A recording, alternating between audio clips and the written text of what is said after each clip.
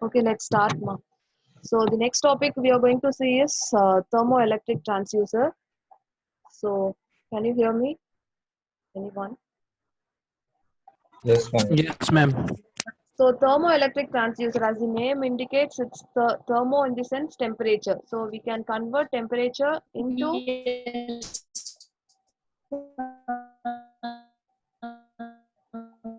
yes, temperature to the electrical signal or the electrical signal to the temperature, right? So based on that, there are certain types. The first one is the resistance temperature detector.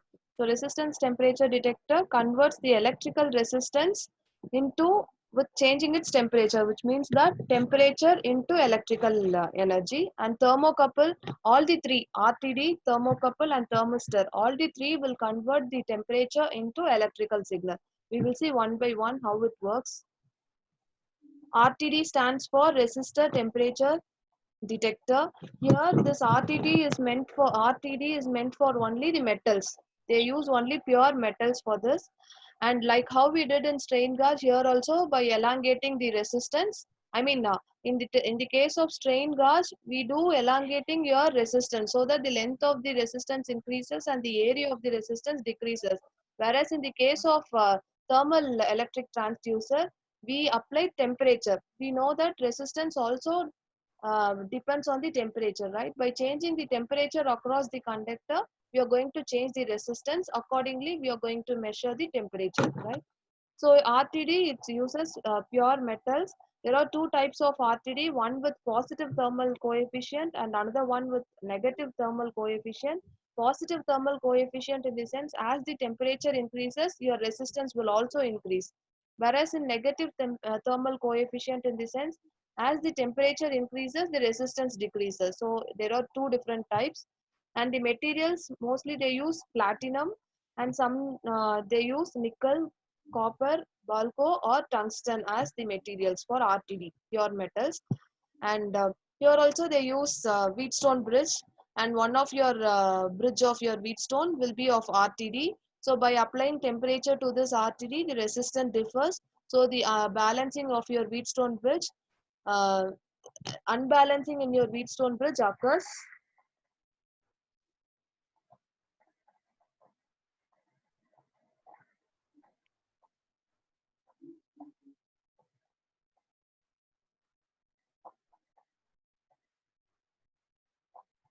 अरे ma'am की आवाज मेरे को ही नहीं आ रही है, सबको नहीं आ रही है।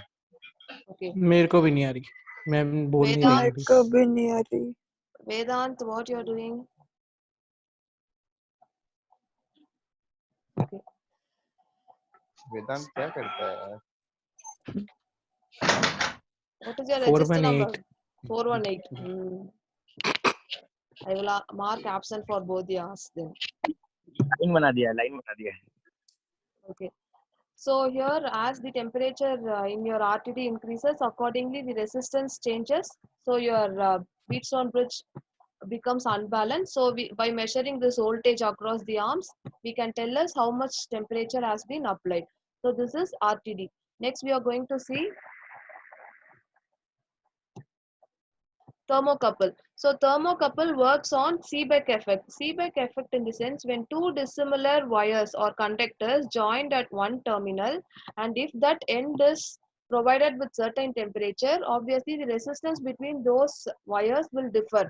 So based on the change in resistance, there exists certain potential difference at this junction, which can be measured to tell how much temperature has been applied to the end. Okay, this is thermocouple. So thermocouple works on the principle of Seebeck effect. So Seebeck effect, there are two different conductors of different materials are joined together, and at the end, that we call it as junction, we are going to apply the temperature. Based on the applied temperature, the resistance between those of the conductor will change. Accordingly, there will be a potential difference in the loop, which can be measured for identifying the temperature. This is thermocouple. In thermistor, like in the case of RTD, we use pure metals, right? Whereas in thermistor, we use semiconductors. So semiconductors, in the sense, we know about the PN junction diode, right? As the temperature increases, what about the resistance of the PN junction diode? Can anyone tell? If we increase the temperature, at the junction, what about the resistance of the diode?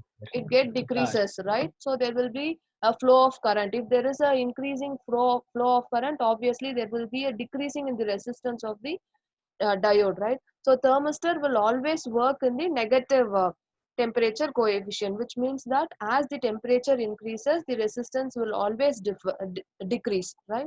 Because we are using semiconductor material for this thermistors, okay? And based on the shape of the thermistor, we are classifying it as bead type, probe, disc, and rod type, okay?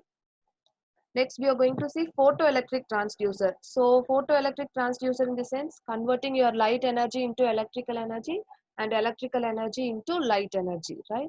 In today's session, we will see laser diode, light emitting diode, which converts the electrical power into light. That is inverse transducer, okay? We are going to convert electrical power into light energy. So under that transducer, we have two types. One is the laser diode and another one is the light emitting diode. So apart from these two, we have photodiode, photoresistor, phototransistor, and photomultiplier tube, which converts light energy into electrical energy. So in today's class, we see laser diodes and light emitting diodes. So first we see light emitting diodes, which is also called as LEDs. You might have known about LEDs, right? So different color LEDs are available, which depends on the material what we use to coat your bulb, okay? And LEDs use semiconductor diodes, okay? Not like your usual PN junction like silicon or germanium, but it use some other material which is in the form of crystal, okay? Don't confuse with your PN diodes. PN diodes generally we use P-type and N-type of silicon or germanium, right? Whereas in LEDs, we use crystal type of semiconductor materials, okay? And the diodes is formed by bringing two slightly different materials together to form a PN junction. P-type, we know it is of more of holes, and the N-type will have more number of electrons, okay? And this is the symbol for uh, LEDs, okay, light emitting diode. This is the symbol, and there may be possibility of asking MCQ also. They may give you symbol and they will ask you to identify it, or they will give you LED and different symbol, and you need to identify it. Okay, so you just go through the symbols for each and every transducers. Yes, in the light emitting diode, what happens is if we apply supply to your diode, generally before applying the supply, we will be having junction, okay, larger depletion layer, right? As we increase the supply voltage, what about the depletion layer? It decreases. This works in the forward biasing condition, okay? So as we increase the forward biasing voltage, the depletion layer decreases. At one particular point, it vanishes and there will be a flow of current, right? So when there is a flow of current, we will be having electrons and holes, right? But a part of the electron will get recombined with your holes. Even though we are having, there is a flow of electrons and holes are there, but a part of your electrons and part of your holes will get recombined in the junction, right? So during that recombination of your electrons and holes, there will be a liberation of energy in terms of photons. Photons in the sense light energy, okay? So that photons, liberation of photons will be considered as a light energy as the output. Okay, so in the normal PN junction diode, what we use in silicon and germanium, we won't have a liberation of photons. But when we use the other crystalline type of semiconductor materials, so when the electrons and the holes are recombined in the junction, that is the depletion layer, there will be a liberation of photons. Those photons are said to be the light energy. Okay. And next we are going to see laser. So in the laser diode, what happens is, in the case of light emitting diode, what happens? The recombination of electrons and holes liberate the photons. But in the case of laser diode, when one free electrons, it's your atom. Okay, there will be a liberation of electrons, and in the next slide I will show you.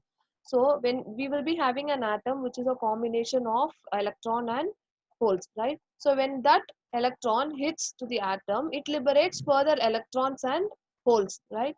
So while heating, that liberation of electrons will flow from the valence band. This is said to be the valence band, and the topmost is said to be the conduction band. You might have heard about valence band and conduction band in the physics, right?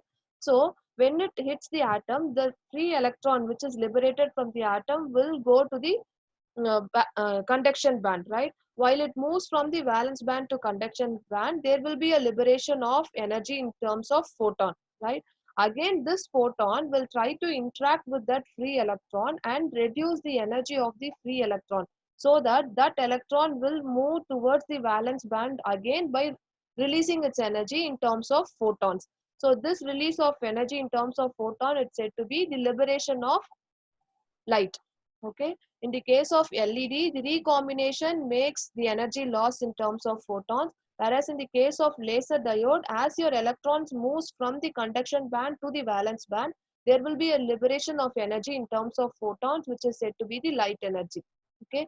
Any doubt between those two?